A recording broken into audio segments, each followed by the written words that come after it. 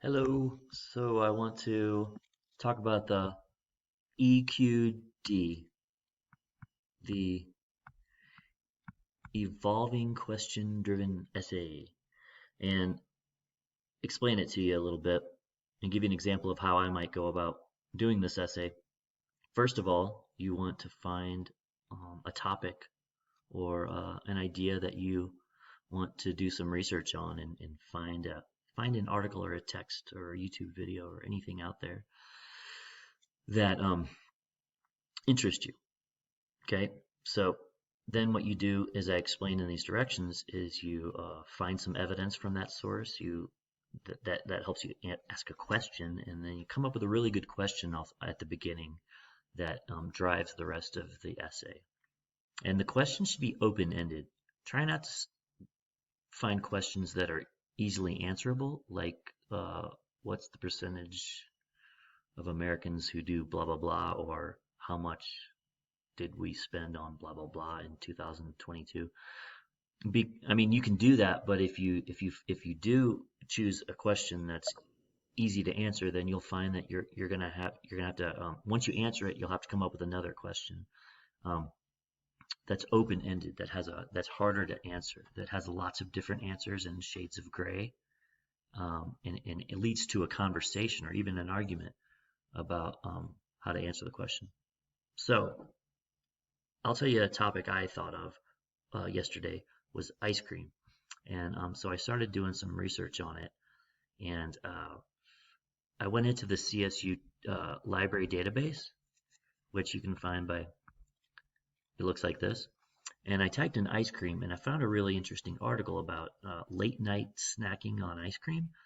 But I didn't like the article I found, but now I knew that there was something called late night ice cream snacking, and so I went and put that in Google, and I found this article from this company called this website called Fast Company, and it's introducing us to this night food product. It's late night ice cream.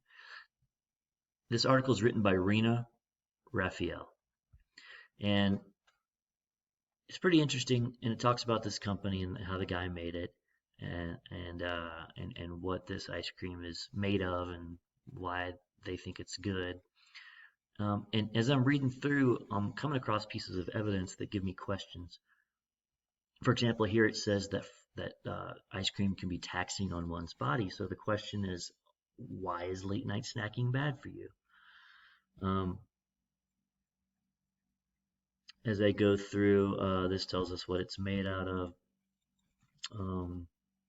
Here it says sleep deprivation is a public health epidemic. So I came up with another question. Why do only 1/3 of us get enough sleep? Or perhaps are other cultures sleeping better than we are? So these are some kind of jotting these questions down. I'm not sure if I want to use them because you really want to choose a question that will inspire you to keep doing more research. So if you're not into it, then you shouldn't choose it. I like these pretty good so far, but I'm going to keep searching. Here we see something about the $50 billion nighttime snack market. That's interesting to me. What is the nighttime snack market? How do we know if something fits in that market or not, or how long has it been around, or what? I want to know more about this nighttime snack market, right? So I think I'm going to go with that question. I think I'm going to stick with that one. And so what I'm going to do is I'm going to now go back to Google, and I'm going to type in nighttime snack market, and I see all these different results. Here's a .com, Data Bridge Market Research. Here's nightsnacking.com. Here's Newsfile Corp. You know what? I gotta go to nightsnacking.com. I mean, it's in the URL, night snacking. So when I go there, I see this. Nighttime snacking in the US. What is this website? I really don't know, but what a really cool set of infographics about how our healthiness fades as it gets later in the day. Here's the source. Not really sure what that is. Here we have how much we spend on nighttime snacking and what kind of things we're eating. We're eating most of this stuff at night and at late night. Well, actually, most in the afternoon. Still don't know where this information came from, but it sure is interesting. So now what I might do is I might, um, I think this is helping me understand what the nighttime snack market is, and it's giving me some statistics and some data.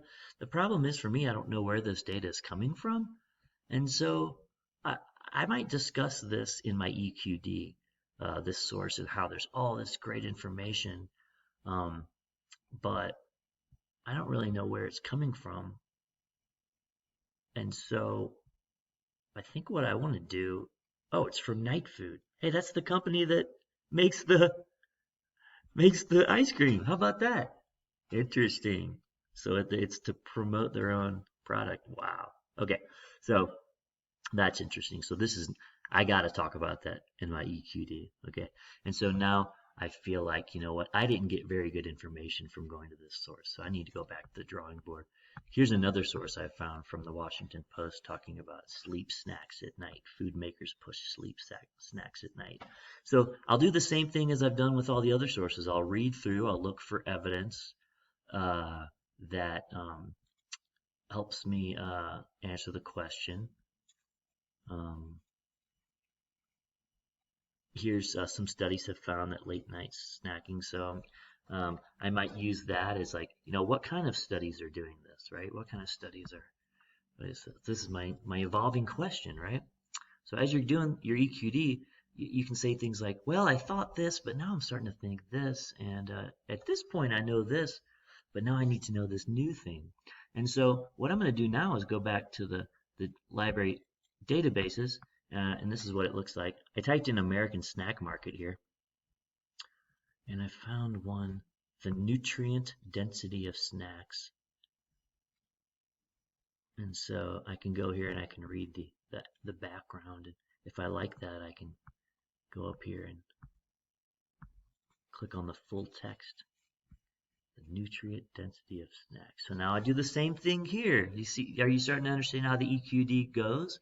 You just keep trying to answer your question. So two important things I want to say about the EQD is at the beginning, you really want to pick an open-ended question that's going to have multiple answers or shades of gray, or just not be, um, uh, like, what year was um, Ariana Grande born? That has one answer, right? There can be no debate about that. But why is Ariana Grande so popular?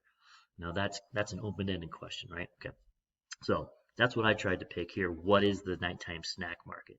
I didn't think there would be one explanation of what that is. I don't, because it's a newer thing, right? So anyways, at the beginning you want an open-ended question, but at the end, I don't want an answer, like black and white answer. I found the answer. This is it. You should be way more informed about the answer, and be able to articulate the different components of what the answer might be. But um, uh, really, that's the way research works. Sometimes we never get a specific answer, and even if we do, it leads to new questions. And so, I'm not looking for a pretty bow tied on the end. Um, but your conclusion should be, as it says in the instructions for EQD, should be kind of be like, well, here's where I wound up. I started here. I'm not there anymore. In the middle, I was here. I'm not there anymore either. Now I'm here. I've read all these sources, found pieces of evidence. So as you're doing your EQD, it's okay to say I, because you're talking about your thought process and how it's evolving.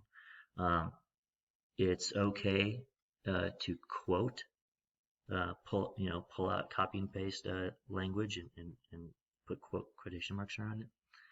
It's okay to paraphrase, which is where you put ideas from the text in your own words, and things like that. Refer to the authors, right? This is Hess, Rao, and Slavin. We call that Hess et al. E-T-A-L, right? This one is written by O'Connor and Amenabar. That's those authors. Um, this one was Night Food Incorporated. So I hope that gives you a better understanding of the EQD. Let me know if you have any questions. This is a fun assignment that allows you to really understand where arguments come from, where ideas come from, why people write. It's because they're engaging with conversations in the world.